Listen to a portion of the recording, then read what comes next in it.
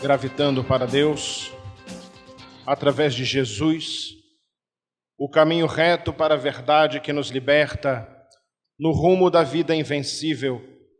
Que Ele nos abençoe, que Ele nos guarde e nos mantenha na sua paz. No século passado, na década de 80, em uma das revistas conhecidas em nosso país, o grande sociólogo Arnold Toynbee, em uma entrevista memorável, deixou lavrada uma frase enigmática que pontuaria os pensamentos da sua entrevista. Diria ele que toda civilização perece quando não dá resposta adequada ao desafio mortal que o seu tempo lhe apresenta. Em uma análise minuciosa dessa assertiva, o eminente Luciano dos Anjos, discípulo de Ismael, deixou lavrado em uma de suas obras a análise daquela discussão perpetrada por Toynbee, debruçando-se sobre a questão do materialismo que domina as consciências desde o advento das revoluções do século XIX e XX, culminando num pensamento utilitarista que levou muitas criaturas à bancarrota moral e à derrocada nas suas próprias vidas. Observando o materialismo como um ponto culminante da evolução do pensamento, que começou em verdade no século XVI, quando a queda da Casa dos Tudor na Inglaterra, a ascensão dos Stuart, permitiu que a Revolução Inglesa fomentasse outras revoluções liberais, que atingissem a França com a Revolução Francesa e, posteriormente, a Revolução Industrial. O pensamento foi se debruçando sobre si próprio e o materialismo graçando sobre toda a Europa, sobretudo sobre Paris, o palco do mundo, que levaria a toda a humanidade a mensagem equivocada da finitude da vida.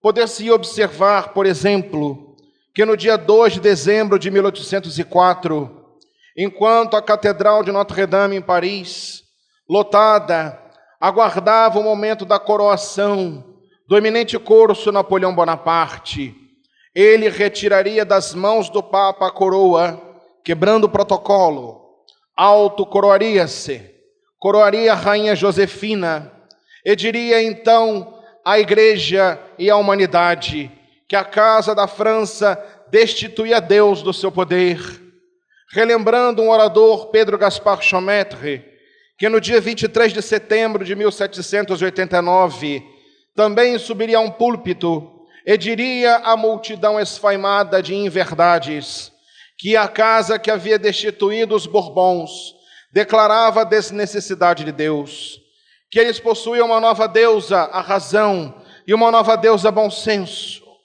Naquele dia hediondo, a bailarina da Ópera de Paris, Candale, foi colocada em um andor, no lugar de Nossa Senhora, e passando então a bailar, o estranho cortejo saiu da Cátedra de Notre-Dame pelas ruas de Paris.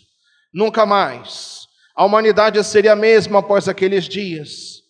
O materialismo graçou sobre a humanidade as filosofias do niilismo, do nadaísmo, fazendo com que muitos tombassem em processos de adoecimento mental.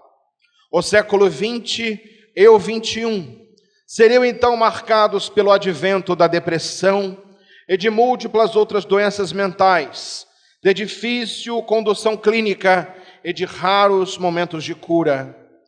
Kofi Annan, por exemplo, o eminente ex-secretário da ONU, teve ocasião no ano passado de apresentar conclusões, ou melhor, em 2010, apresentar conclusões funestas, quando chamado para lançar uma palestra numa sociedade de economia em Londres, observou nas análises econômicas o quanto a depressão interferia mesmo nos países mais desenvolvidos, dizendo que até as culminâncias do ano 2030, a humanidade ultrapassaria os 10% de indivíduos deprimidos no orbe terreno, o que já estávamos próximos.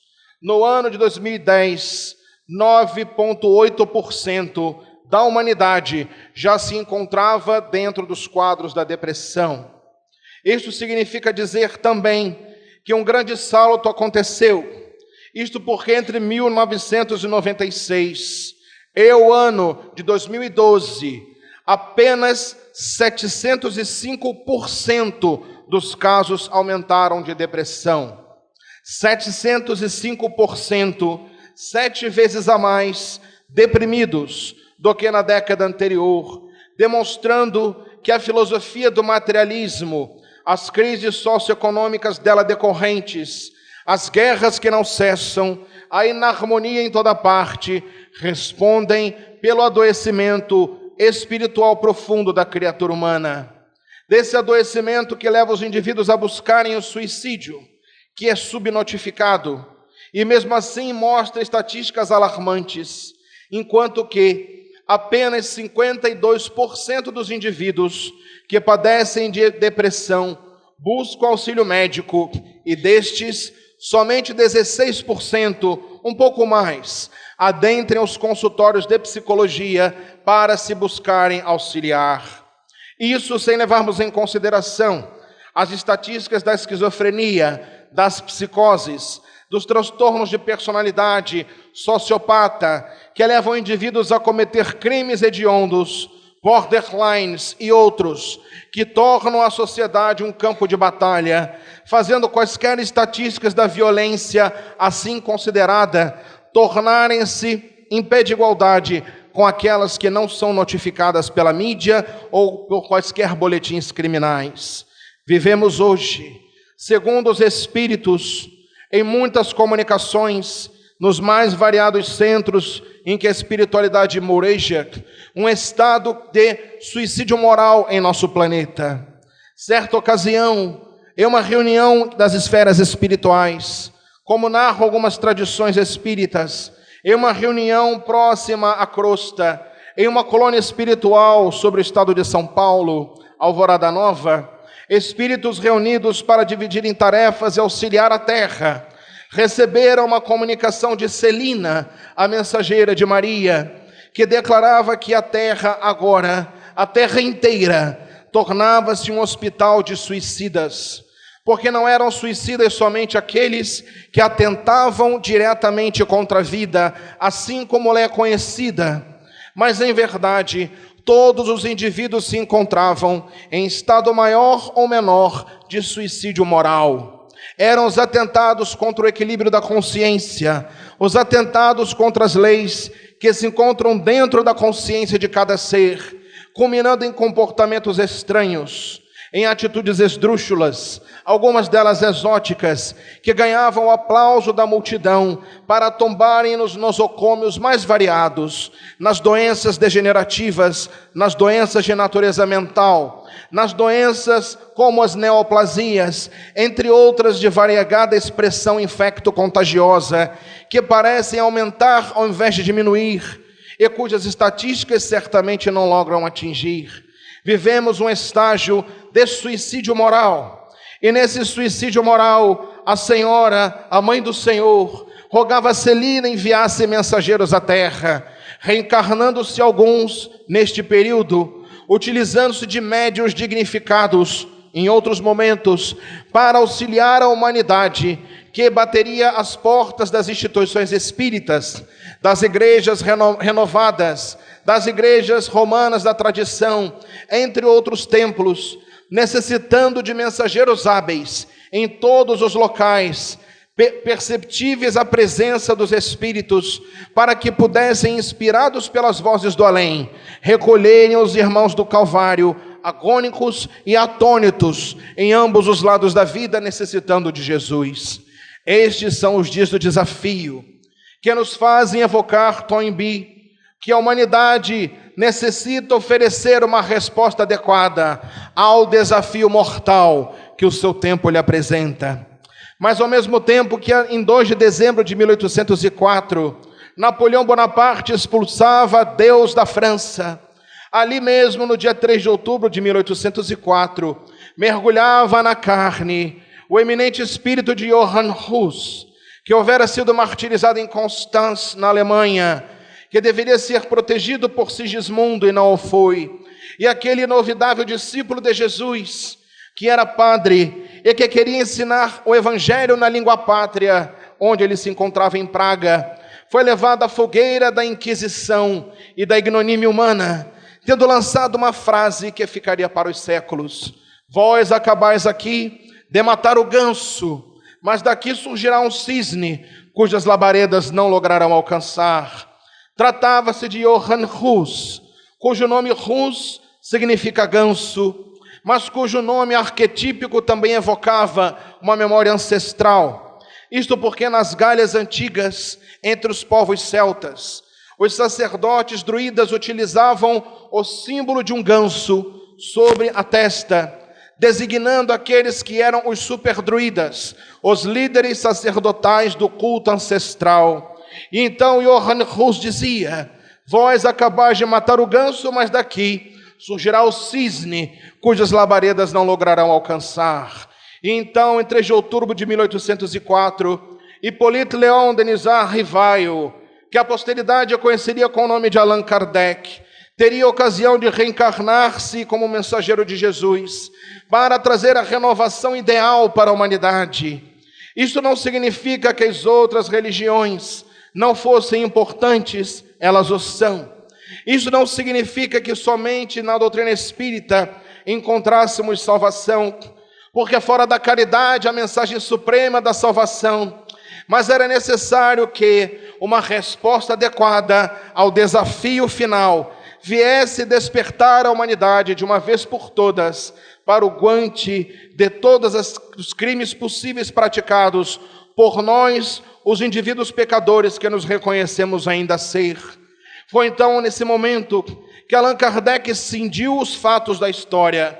Se Jesus dividiu a história em dois fatos, um antes dele, um após a sua vinda, após o que o planeta nunca mais seria o mesmo e não poderia ser de outra forma, foi com Allan Kardec que os fatos da história mereceriam ser divididos novamente, antes dele e após ele, após o que a ciência terrena nunca mais seria a mesma. Foi ele o ser capaz de, trazendo numa formação científica e filosófica, os postulados da espiritualidade para a Terra, para que as vozes espirituais se fizessem escutar como nunca antes, com uma eloquência inconfundível, com uma mensagem irretorquível, para que os indivíduos não pudessem mais alegar a ignorância sobre seus próprios atos. Antes de Allan Kardec, os erros dos indivíduos mereciam suas responsabilidades, mas eles eram erros culposos. E por que assim? Façamos uma pequena digressão filosófica e voltada ao direito.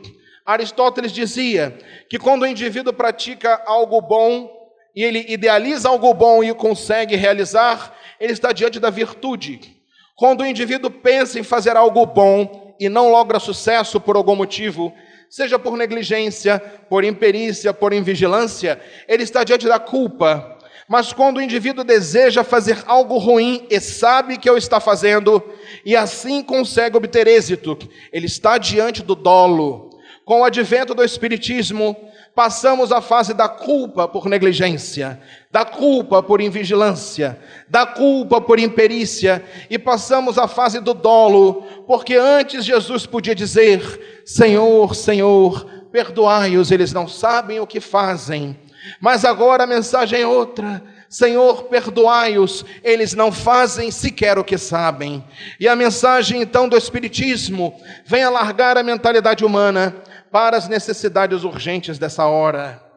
Vários mensageiros então verteram seus espíritos sobre a terra, vindo à pátria do cruzeiro, para trazer a mensagem da vida que vence a morte, a mensagem do amor que dissolve a treva do egoísmo com um beijo de ternura, como os raios do amanhecer, assim trazendo Jesus de volta aos nossos corações, com a objetividade da ciência, com a reflexão da filosofia, com a simplicidade do amor, que transforma a religião não no religiosismo barato de superfície, mas na religiosidade interna, que faz o Espírito Emmanuel, por exemplo, enunciar pela mão apostolar de Chico Xavier, na página Doutrina Espírita, em o livro Religião dos Espíritos: toda religião é digna e respeitável, mas se buscaste a doutrina espírita, não lhe negues fidelidade. E ao último parágrafo ele então aduz: guarda como sendo a tua responsabilidade mais alta, pois que dia virá, naturalmente, em que lhe será cobrado contas. É a mensagem do grande evangelizador, entoando aos nossos corações a melodia da renovação, e invitando e convocando os corações, não mais a hesitação ante a tormenta, não mais a hesitação ante o mar revolto, porquanto o Mestre permanece caminhando serenamente sobre as águas, convidando os Pedros que ainda somos, a termos fé, a adentrarmos o mar revolto, confiando que as suas mãos não nos deixarão afundar, e de que nós poderemos caminhar nesses mares revoltos, e singrá-los com a harmonia do Evangelho, para o auxílio aos nossos irmãos, que não são necessitados e nós os superiores, mas somos todos doentes a caminho da cura, nós em um grau relativamente melhor de independência da própria doença, ao menos para nos conscientizarmos que somos doentes e procurarmos o auxílio, podendo convidar nossos irmãos que nem isto sabem, na direção do único médico, Jesus, que nos aguarda à nossa frente. E então, observando essa pequena análise, que é muito pálida perto da grandiosidade da espiritualidade, o Espiritismo oferece essa resposta adequada ao desafio fatal dos tempos de hoje, convidando-nos a todos nós à mensagem da imortalidade. Mas quão poucos, mesmo assim, adentram as suas fileiras, e notadamente na ciência médica, que é certamente entre todas as ciências, é aquela que ainda engatinha com muita dificuldade para a espiritualidade, porque todos aqueles que adentramos a academia médica, iniciamos o nosso aprendizado sobre um cadáver, e a primeira pergunta que nos é feita é: onde está a alma? E observando os corpos rijos em um laboratório infecto, com criaturas desrespeitosas muitas vezes, sobre aqueles que tiveram história, vidas, dores, amores, paixões e dificuldades, perguntamos ali onde se encontra a alma, dissecamos o corpo e nada encontramos, e começamos a ser insuflados ao materialismo par e passo ao longo de 6 anos de graduação, para ali adiante, na dermatologia, buscarmos apenas a pele, na oftalmologia, dedicarmos apenas ao olho, na psiquiatria, pensarmos que o cérebro é apenas um hardware, um aparelho eletromagnético de emissão de ondas, sem qualquer responsabilidade além dessa estrutura, para então oferecermos medicamentos ou aparelhagens para consertar as engrenagens falidas e que são responsáveis pela doença. Muitos acreditam ainda que o pensamento é um exudato cerebral. Ele é um fluido, um líquido, ou um resultado de uma interação elétrica, fazendo com que todos nós, seres sencientes, e agora Homo sapiens sapiens, nem sempre tão sapiens assim, sejamos indivíduos levados a acreditar que todas as nossas formas de pensamento são apenas obras do acaso. Isso significa dizer que o indivíduo acorda, realiza suas atividades, adormece no dia seguinte, constrói cidades, constrói civilizações e histórias apenas pelos mecanismos do acaso que poderiam não acontecer. Mas é estranho que a medicina ainda pense assim, quando a física mostra que a matéria não existe, já mostrando que o materialismo não tem razão de existir, pois que a matéria concebida, aparentemente sólida, é apenas um comportamento lentificado e congelado das energias, que também mudaram de conceito, porque quando perguntamos ao indivíduo o que é energia, ele sabe anunciar, é a capacidade de realizar trabalho, mas energia ninguém sabe definir claramente o que é. E a física então avançou e encontrou na ondulatória, nos campos eletromagnéticos, estruturas capazes de responder cientificamente por um conceito que, embora enunciado desde o fim do século XVIII, jamais havia sido observado em laboratório. A física mostra, a matemática demonstra, calcula-se matematicamente, variada numeração em várias dimensões, em R2, R3, R4, Rn, em múltiplas dimensões que não foram tocadas por um ser humano encarnado ainda. E se elas são calculáveis, elas são factíveis, mas nós não conseguimos calcular. E é curioso, a física enuncia que o ser humano só conhece 5% de todo o universo. É curioso como ele chega a essa estatística de que o ser humano só conhece 5% do universo. E eu pergunto, de que universo? Isto porque nos 5% do universo conhecido, eles já observaram a presença de 12 dimensões habitáveis. E nessas 12 dimensões habitáveis, nós não conseguimos ter acesso a 11 delas, somente aquela onde aparentemente nos encontramos. Então é curioso o cálculo. Já calcularam 12 dimensões com vida em 5% da realidade observável. E nós acreditamos saber algo sobre alguma coisa ainda. É tão curioso, mas a medicina não aceita isto. A medicina diz, numa gíria bem carioca, que isso é coisa para maconha mofada. Que a maconha não induz a uma narcose tão grande, que induz a esses delírios, que somente a droga mofada induz os físicos a pensar essas coisas, para enlouquecer os outros com algo que não é real, que não é palpável, como se o ar fosse palpável, como se os pensamentos fossem palpáveis, como se outras realidades fossem palpáveis e não fossem menos efetivas, e não produzissem efeito nas nossas vidas. Então a medicina ainda caminha de forma muito lenta na direção da espiritualidade. O século XIX conheceu figuras notáveis. Dr. Bezerra de Menezes Cavalcante, Dr. Dias da Cruz logo após, e outros eméritos médicos espíritas, que se debruçaram sobre a imortalidade nas suas casas espíritas, que dialogaram com os ditos mortos, e observaram a loucura sob novo prisma, obra de Dr. Bezerra de Menezes encarnado, observando que nem todos os doentes que se encontravam em processo de atendimento médico eram contemplados na sua integralidade. A integralidade que é apregoada pelos sistemas de saúde e que nunca é atingida, jamais será atingida se não oferecermos cidadania a todos os espíritos encarnados e desencarnados que adentram o sistema de saúde, religioso ou não. Então é necessário que outros missionários desçam à terra e outros auxiliares destes, com a boa vontade de desdobrar o conhecimento espírita nas áreas da medicina, para levar aos indivíduos a mensagem de Jesus, da cura através da simplicidade, da cura através da compaixão, da cura através do amor e do perdão, pois que o perdão é bom para aquele que perdoa, não para aquele que foi perdoado. Nós costumamos dizer, perdoe nem que seja por egoísmo, porque na pior das hipóteses, se perdoar por egoísmo, ficarás bem, mas o outro terá de resgatar a sua dívida pela sua própria consciência. Ninguém fugirá de si próprio, então pelo menos por egoísmo perdoe, porque é melhor para ti próprio. Há indivíduos que pegam a raiva, o rancor, o ódio e o guardam como um troféu, e elas vivem felizes naquela mágoa. Eu vivo, mas eu não perdoo. E quando o indivíduo evolui, como ele evoluiu? Como ele teve o direito de evoluir e me deixou aqui preso nessa dor? E é a pessoa que se colocou na condição de dor, não deixando que o outro evolua. O outro já se perdoou, já reparou os erros, porque cada um repara perante a própria consciência, não a do outro. Senão era uma briga sem fim.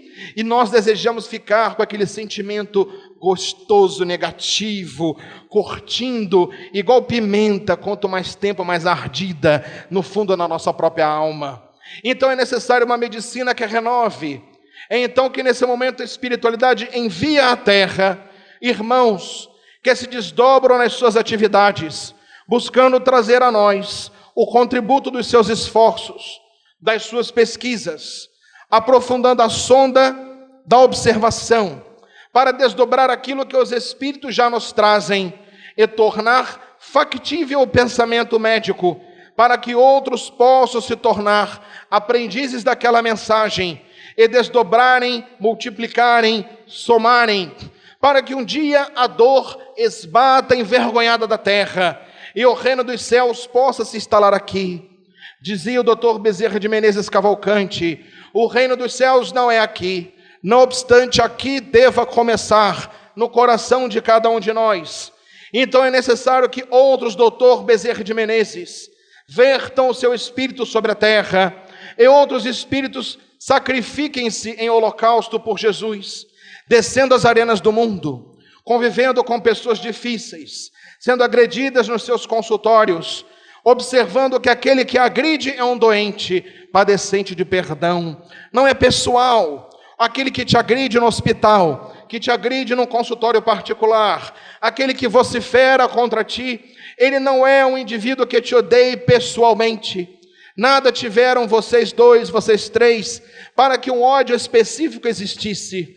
É um sintoma. Ele observa em ti, ele observa em cada um de nós, algo que nele o incomoda e agride. É necessária essa consciência em cada servidor da saúde, seja enfermeiro, seja médico, fonoaudiólogo, psicólogo, para que nós possamos transformar a dor em amor, transformar o desequilíbrio em harmonia, e possamos conduzir os indivíduos a uma mensagem de paz.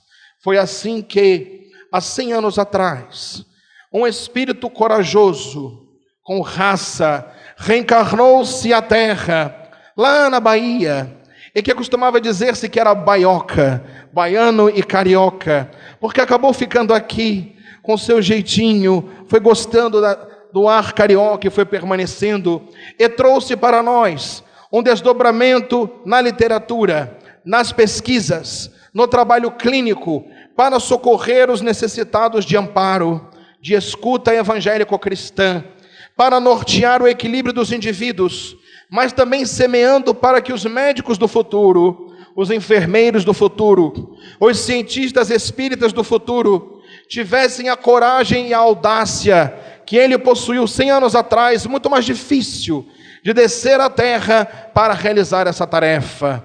No século passado, por exemplo, na década de 50, os espíritas eram fichados na polícia. Isto porque, com o advento do crescimento do nacional-socialismo, do nazismo, e com os indivíduos se escondendo da polícia de Getúlio Vargas e de todas as repressões políticas nos terreiros de Umbanda, onde se reuniam para comungarem contra o governo estabelecido, compreendendo de forma distorcida que o centro de Umbanda era de Umbanda e o centro espírita era centro espírita, e chamando todos de espiritismo. Todos os espíritas eram chamados a terem fichamento policial, perseguidos pela lei por serem espíritas, porque poderiam ser, com certeza, conspiradores políticos. Isso porque gerou-se um jargão do espírita de terreiro e do espírita de mesa branca. Eu acho muito curioso. Até hoje algumas pessoas me perguntam: você é médium de mesa? E eu fico imaginando como seria uma mesa desencarnada se incorporando. E ela se incorporando, e nós ficamos na posição de mesa inutilmente parados ali, e dizemos: não, nós não somos médiuns de mesa, somos médiuns de espíritos. Alguns dizem: você psicografa? Falei: ainda não. Quando eu desencarnar, se não estiver muito desequilibrado, carecendo de apoio, talvez eu psicografe, mas no momento eu não psicografo. E vamos brincando, buscando orientar as criaturas que ainda nos confundem com os médiuns de terreiro, médiuns de mesa, fazendo essa confusão que vem da década de 50 do século passado, quando todos nós éramos perseguidos pelo crime de sermos espíritas, nada mais que isso. Ele atravessou esta época, entre outras, foi médico militar, foi um psiquiatra que não só se dedicou à psiquiatria, mas também a reconhecer a reencarnação, os mecanismos da genética. Eu me recordo no ano de 1991, quando, ainda na juventude espírita, já tem um tempinho, a careca já mostra, a gente observava, num dado momento em estudos espíritas, e nosso espírito mentor começava a nos inspirar alguns escritos. Ele nos fez escrever uma análise sobre Jacques Simonot, que observaram nas amebas em microscópio, que elas observavam um fenômeno muito singular. Genes específicos ativavam o código genético das amebas para que elas deflagrassem uma característica determinada.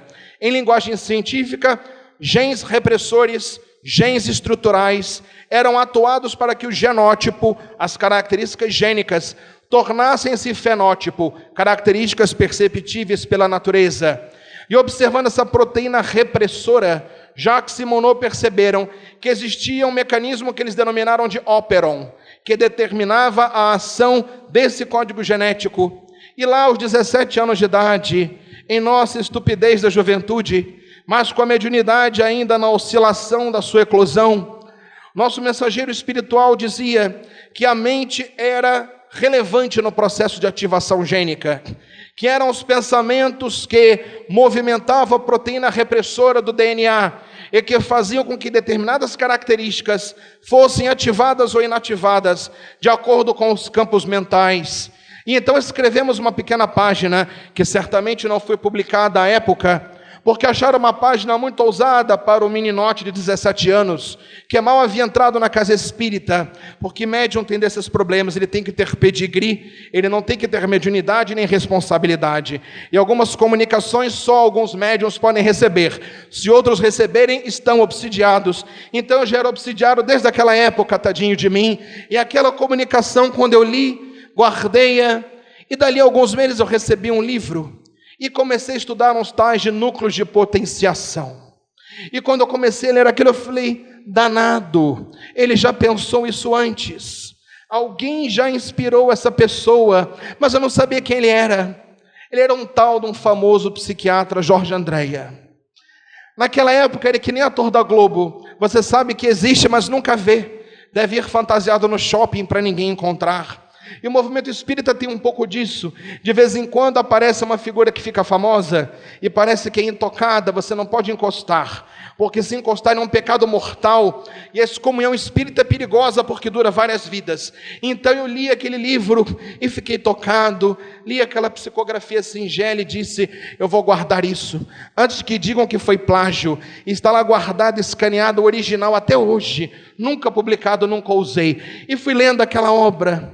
Mas, curiosamente, na década de 20, Etienne Guillet, na França, publica suas obras, demonstrando que o código genético modifica-se a cada milionésimo de segundo, sob a ação do pensamento, sob a ação das emoções, e que, por isso, dois gêmeos univitelinos idênticos desencarnam diferentes física e emocionalmente um do outro, porque as ações mentais modificam os alicerces gênicos.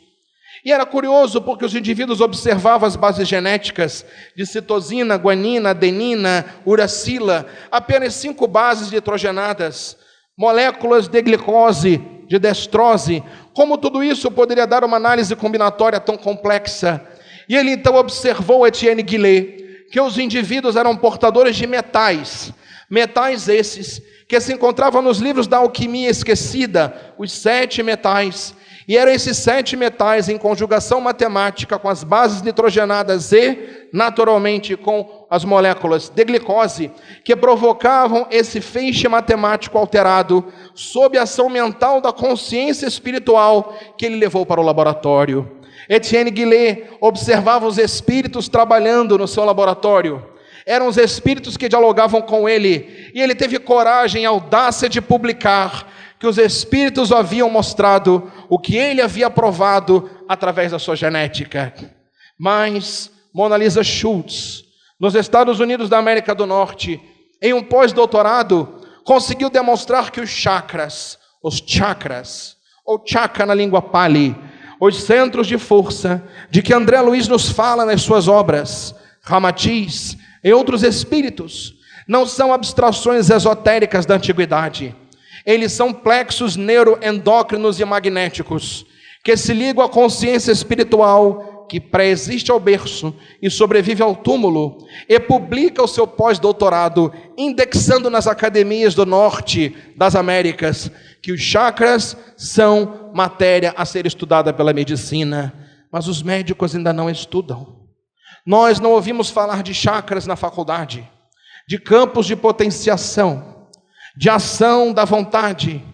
Então nos perguntamos quantos Jorge Andréas necessitarão reencarnar, que disponham de coragem, empenho, dedicação, perseverança, para deixarem uma obra consistente como a dele, para que outros se tornem mais audazes e levem para a academia científica a missão de todo médico espírita, de todo enfermeiro espírita, de todo nutricionista espírita, fonoaudiólogo espírita, de qualquer cientista, seja ele espírita, que é levar Jesus para o laboratório, para que Jesus possa falar a ciência e fazer com que os homens de ciência despertem.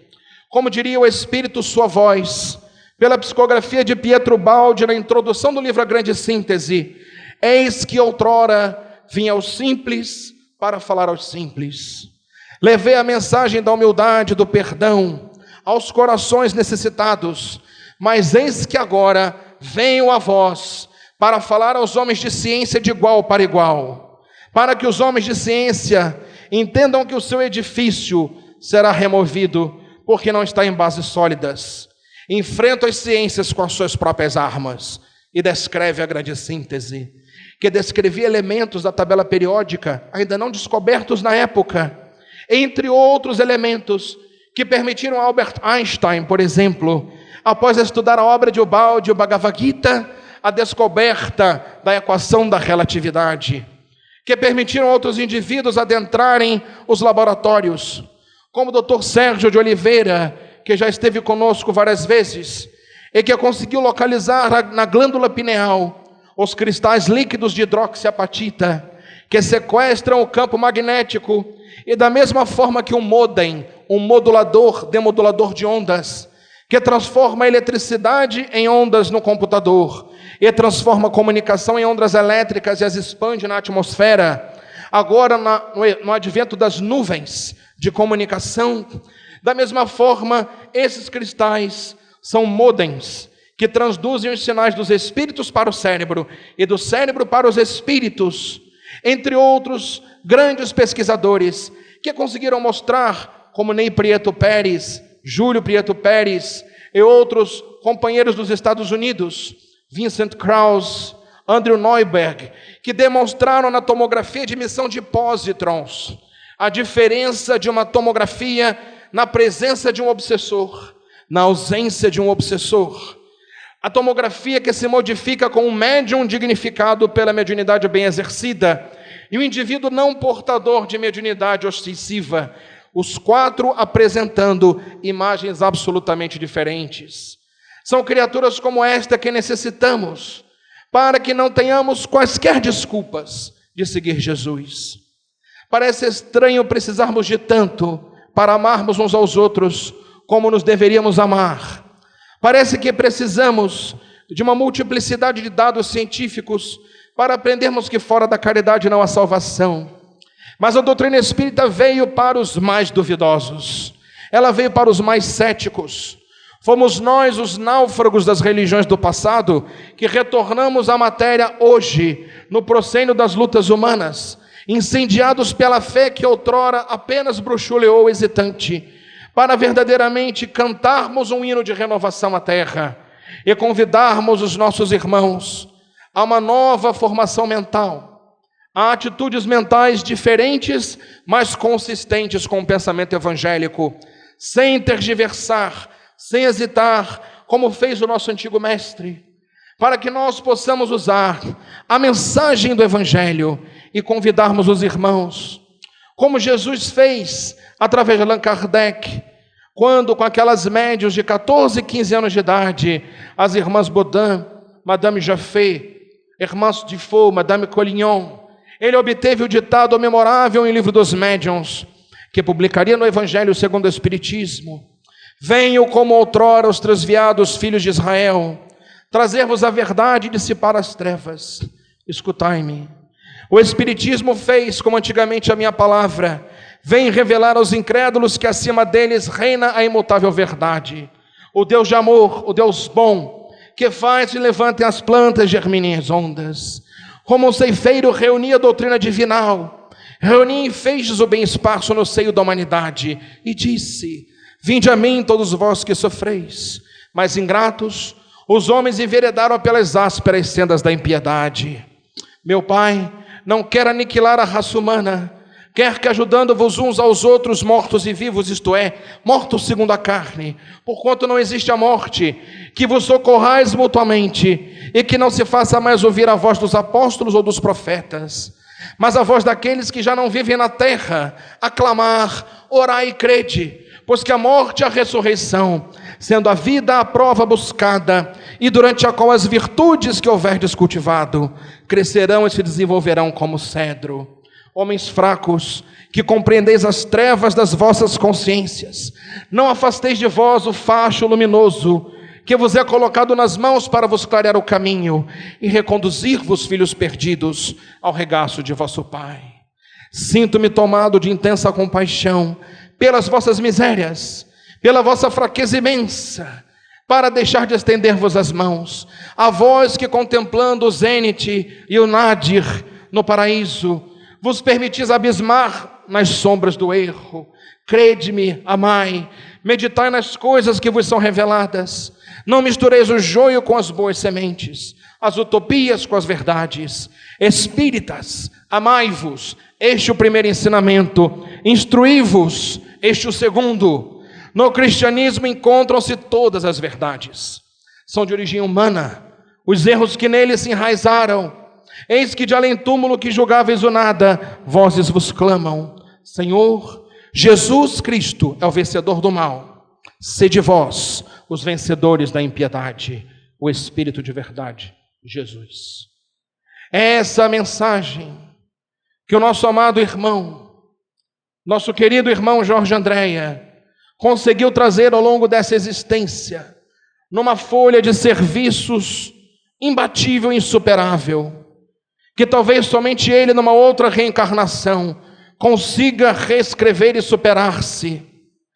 É numa folha de serviços desta natureza e magnitude que nós, os incipientes espíritas que nos reconhecemos ser, elevamos o pensamento ao Senhor, rogando que se apiade da nossa condição e nos conceda a oportunidade de convivermos com espíritos que nos ensinam que é possível viver Jesus, que é possível servir Jesus, que é possível acatar Jesus e exemplificar Jesus através do amor.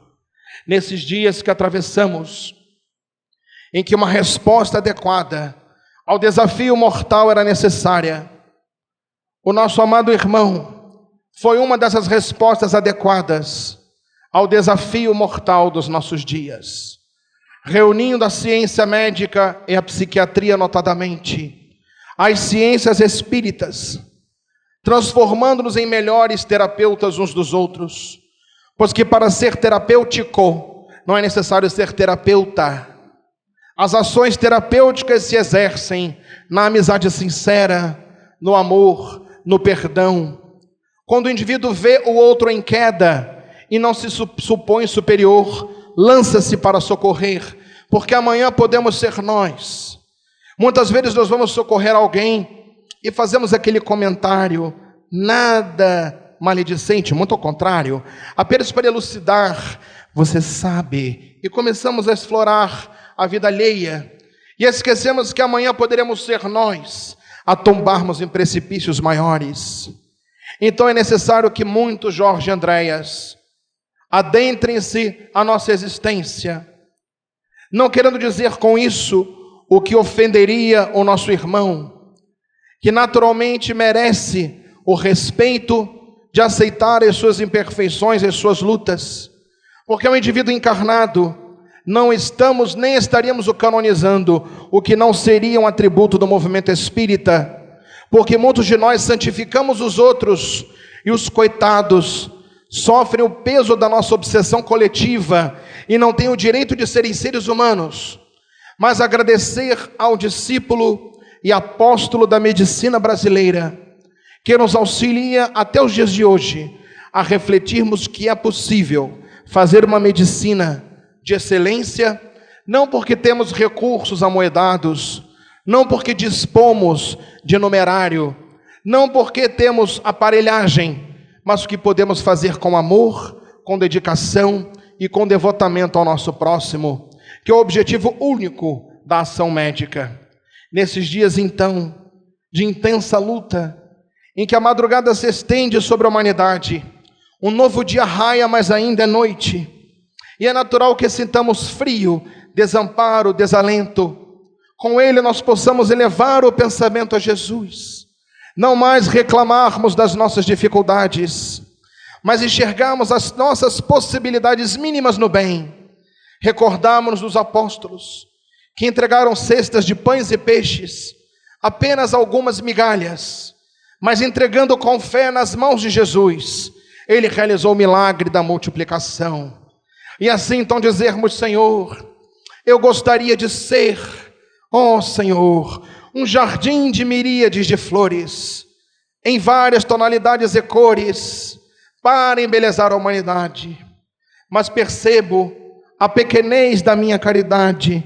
Deixa-me ser uma rosa solitária, na frincha de uma rocha, dando beleza à paisagem erma da natureza.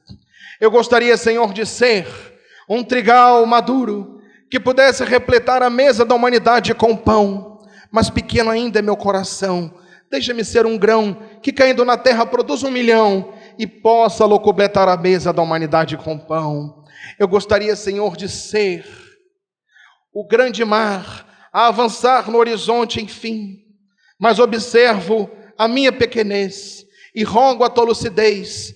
Deixa-me ser um copo d'água fria, para descedentar ao menos o viajor da agonia que caminha nas eiras da solidão.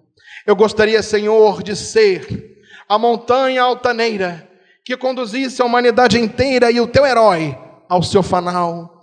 Mas como eu sei que isto não vou conseguir, eu te quero pedir ao Senhor para ser o teu primeiro degrau. Eu gostaria, Senhor, de ser musicista, cantor, poeta, poetisa. Eu gostaria de ser instrumentista para entoar a melodia da vida, mas me falta o estro. Tu és o grande maestro. Deixa-me ser então uma árvore solitária no meio da estrada, para aquele que vem solitário na sua caminhada, eu lhe posso dizer: olá, meu irmão, dá-me tua mão, irei ao teu lado e dizer: Senhor, muito obrigado porque eu nasci, obrigado porque eu creio em ti, obrigado, Senhor, pelo teu amor, muito obrigado, Senhor, pelo nosso irmão Jorge Andréia, muito obrigado, Senhor, pela sua atenção, muito obrigado, senhores.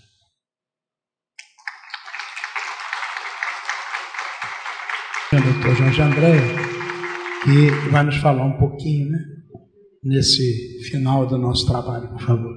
Pergunta se precisa, na verdade. Companheiros, temos a acrescentar o seguinte: em primeiro lugar, o que ouvimos aqui do companheiro, essa dissertação tão complexa, tão perfeita e organizada, de uma palavra, digamos assim, colorida, sobre todos os aspectos, e o que ouvimos aqui. É claro que, por mais belo que fosse, ele deixou escapar umas coisas. Falou aí num tal de Jorge Andréia, que não precisava, que é uma falhazinha, mas nós relevamos. E com isso, nós queremos agradecer essa tarde de hoje, a alegria que estamos tendo em nossa alma, pelos companheiros, pela presença, pelo ambiente, por este néctar maravilhoso, divino, que chega a todos nós, alcançando os encarnados, os desencarnados que nos acompanham. E com isto, nesse agradecimento maior, Senhor, dai-nos essa forcinha maior para irmos suportando ainda um restinho que possamos ter. Mas te pedimos de joelhos que nos dê condições de ter, até o final da jornada, um conhecimento mental mais equilibrado e mais ajustado. Mesmo porque, no momento, estamos com a pineal meia turva Mas vamos andando e vamos caminhando. Diante disso tudo, vamos pedir ao Senhor que nos dê forças para que saibamos contornar todos esses elementos que chegam para nós, levando adiante esse processo magnífico que a doutrina espírita e o Instituto de Cultura Espírita têm proporcionado. E os reflexos estão aparecendo, inclusive na pessoa do companheiro que nos falou. Diante de tudo isso, mais uma vez, queremos agradecer genuflexo ao Pai Maior, que nos deu um pouco de forças, mais forças ainda, porque estamos com vontade de ir mais um pouco.